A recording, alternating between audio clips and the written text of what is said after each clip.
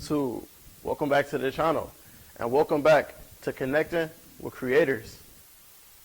Now, we're about 3 episodes into Connecting with Creators, and so far we've had a videographer, we've had a photographer, but today we're going to flip to the other side of the lens, as today we got a model. Please welcome Lena Will. Hi. How you doing? I'm good. How are you? Good. It's good to have you here. Thank you so much for having me. Yeah. So you're an equestrian student here and also a model. How do you balance that? Honestly, just making time for when I can make time. Honestly, being an equestrian student is a lot to handle. Yeah. And they grind us down to the bone, constantly having us doing stuff. But when I find those little moments, I model. I do get paid for it sometimes, so that's obviously motivation to model. And Yeah. honestly, as draining as it can be sometimes, it's relaxing. It's kind of my escape. Okay. Yeah, I know, like, dealing with that, and then also with equestrian, that's a full-time job, because, like, you're caring for an animal. Yeah. That's like your kid, you know? Yeah. So it's a lot. So what made you get into modeling? Honestly, I saw cars, and I'm like, okay, like, I love cars. Yeah. Honestly, it was an easy way to get into the car world when you don't have the facilities and the money for a car to go to car meets and everything. Oh, yeah, for sure. I wanted to break the stereotypes of girls in cars, because a lot of times you see a scantily clad girl, like scantily dressed girl, sitting on top of a car, and she just does it aesthetic or for the views or anything. Right, yeah. So when I model with cars, I keep it very modest, and I want to break the stereotypes, as in I know what's under the hood. I know what's going on with the car. You know your stuff. Yeah. Yeah, she don't just read the manual. She know her stuff. Yeah, that's cool. So you're a long way from home. Yes. So could you tell us a little bit about where you're from and the different places that you lived throughout your life? All right, so currently I live in Virginia Beach, Virginia. However, I am from New York, Buffalo, New York, but I have lived in Singapore, I've lived in Ecuador, and I've also lived in Kentucky. And throughout living in those different places, I've also traveled around a ton, because traveling is really easy once you get to a certain destination. Oh, yeah, for sure. Yeah. That's cool, because I've just lived in Cleveland my whole life. So, like, when I came out here, it was, like, a whole different world. Yeah. But you've definitely, like, been to a lot of different places, so you've experienced, like, different cultures. So was that, like, a little easier for you to adjust? Yes and no. So I still have my challenges, despite the fact that I have moved around a ton, and I've experienced a bunch of different things, and grown through that. I faced my own challenges with this because it was my first time losing my family. Yeah. Because even though every single move was different and each move had their own challenges, one thing I could fall back on was my family. Okay. But coming here was my first time leaving the nest. Even though it wasn't a difficult move because, in a sense of destination-wise, yeah, it was definitely difficult because I felt I didn't have the support, despite the fact I did have the support of my family.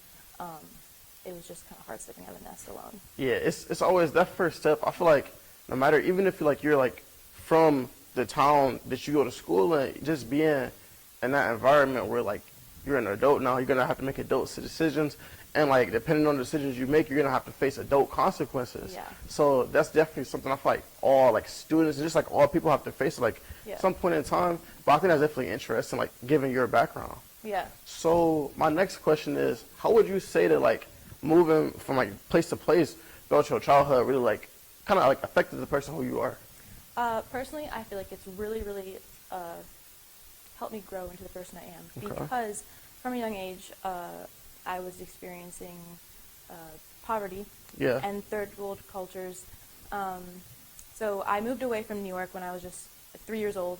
Okay. And the first destination was Singapore. And Singapore is one of the richest, fanciest cities in the world. However, when we lived there, we traveled all over Southeast Asia, so Indonesia, Thailand, Cambodia, Malaysia, all that kind of stuff, which is nothing like Singapore at all. Yeah. And once a month, we would travel to an orphanage in Indonesia, and we'd help, like, bring the food, we'd help clean them up and everything, like, clean up the orphanage and take care of them. So as a, 4-year-old, I was seeing starving kids on the side of the road and everything. Yeah. And it really just, it warped my view, and not warped, it helped shape my view to appreciate what we have and realize that, in the United States, we have it so nice, which I couldn't even compare, because I had moved away from the United States when I was so young that just seemed normal to me.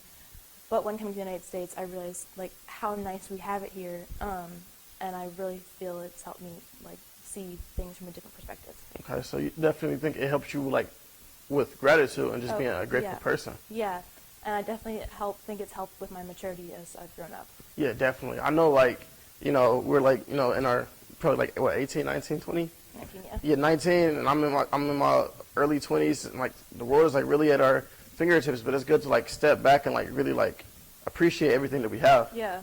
Yeah. I wonder if they have Supers and Skylines in Singapore. Yeah, I know they had. Okay, so my neighbor had a Lamborghini. I'm not sure what model it was because I was so long ago, but yeah, it was really cool.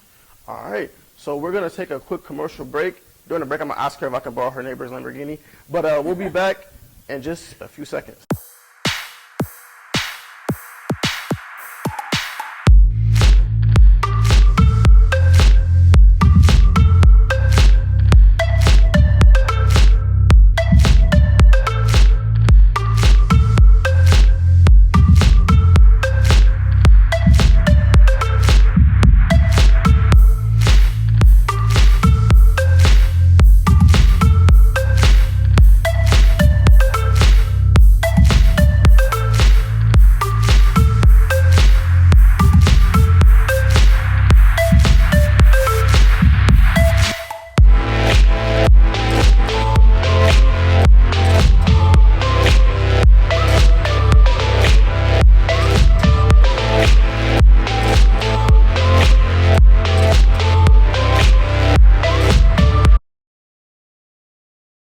And welcome back to Connecting with Creators. I'm here with my guest, Lena. How you doing? I'm good. How are you? Pretty good. It's going pretty good so far, Yeah. right? Pretty smooth. Yeah. All right, so the first time that we met, we really like bonded over something, right? Yeah. So we have a pretty common interest and a real common like passion for something. You want to tell our audience a little bit about that? Yeah. So first time we started talking, we were just kind of getting to know each other a little bit more. And then I mentioned something about cars, and Trey's eyes lit up. He was like, "No way, cars." He's like, "Hey, but the best type of cars are JDM cars." And I'm like, "Stop." Yes, JDM all the way. Yeah. So today we're gonna reveal our top 5 of our personal favorite cars. We're gonna talk about why we love these cars so much. Really like attracted us towards these beautiful vehicles, and we hope you enjoy. Are you ready to get it started? I am ready. We're gonna get it started with Lena's 5th favorite car. Can we get that on the board, please? So these are our top 5 car rankings. Lena, let's see what your 5th favorite car was. So Lena likes the Mercedes AMG GT. That's in your top 5. That's Yes, number the 5. Tell us a little bit about that. Honestly, I don't know much about the vehicle itself, but I love the body. It's very sleek. It is. And there are only about like 250 of these made. And I actually got the pleasure to see 2 of these in person in Columbus last weekend. And That's they're dope. beautiful. That's dope. Yeah. So like before, like you seen in the Columbus, would you say that was a part of your top 5? Oh yeah. Okay, wow. Because that's interesting. When I seen that, I'm like, okay, that's like non-JDM, but it is a Yeah. pretty sleek car. It's nice. I know the performance has to be through the roof on that. Insane. Yeah. Yeah. All right, so let's take a look at what my number 5 car was. So I had the 1995 Honda NXX Type R. Yes. To me, this car is just like, it's so fascinating for so many reasons. So first of all, in my opinion, the NSX was the first true like Honda race car. Just as far as like everything with the performance, it was fit with like no AC, no like spare tire, and then really no stereo to shit, like 265 pounds of like excess weight just for like sheer performance. So that was like the first like true like performance speed Honda car. And like it just looks so nice, right? It kind of gives me like Ferrari vibes in a Honda. So I thought that was pretty unique. So that's why that's my number 5 car. All right. I might need to rethink mine. Yeah. I mean, honestly, I want all JDMs, but the AMG is nice. Yeah. Just today, I was actually talking to somebody about the NSX and how nice it was. I had to choose between the NSX and I think the Integra. I was like, oh, which one? But I got to go NSX. Yep. All right, can we see Lena's number 4? Lena went with the Nissan Silvia S15. Tell us a little bit about that. S15, so the body is very similar to the earlier R32, RD33 and everything. Yeah. Performance same. They don't have the best horsepower. However, they have good handling and they're just like a real nice car. Yeah, they're very nice cars, and it's actually very interesting that was your number 4. Because can we take a look at my number 4? I also had the Nissan Silvia S15. Like Lena said, it's just the body is just like a piece of work. Yep. It's just a piece of art actually. Even like I like the lightning bolt in the front. That just caught my eyes from the beginning.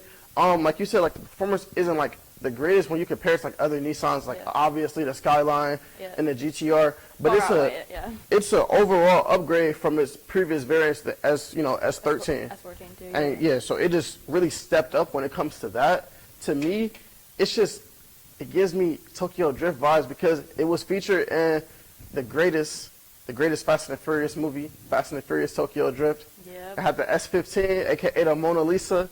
And honestly, I just like it because, like, it's a great drift car. So it's not like perfect, like straight line performance, but it's pretty good drifting car. Yeah. So that's why I like it. So. Yeah, it's a fun car. Yeah. It's just overall just nice.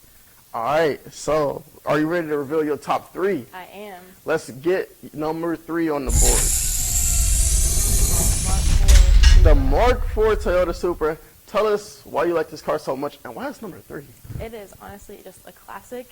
Especially from all of the Fast and Furious movies. That's where it first caught my eye. I've only ever seen one of these in person, and I just think they are the coolest looking cars ever. Yeah, it's such a beauty. I'm just looking at it, and I just can't stop. It's just so amazing. I feel like they're slept on sometimes, honestly. Yeah, I feel like you're sleeping on it. It's 3? I know. I'm biased in my answers, though. Yeah, I had to debate when it comes to my top 2, but we'll get into that a little bit later. So can we get my number 3 on the board? So my number 3? Yes, I had to do it. So my number 3 is the Nissan Skyline GT R34 V-Spec. Honestly, it's just such an iconic car. Everybody knows this picture right here. That's Too Fast, Too Furious, Brian O'Connor Skyline. It's just such a beautiful car. Obviously, Paul Walker made it just such an iconic vehicle. I mean, it's a 2.6 liter turbocharged engine, and it averages 350 base horsepower before modification. So it's definitely a racer. I mean, what can you not do with this car? It's good for drag racing, street racing. If you just want to go to a car show and just show off your car, it's so beautiful. It's a drifter, all of that. I mean, I just feel like everybody knows that car. Everybody knows that car. Yep. It's Godzilla, you know what I'm saying?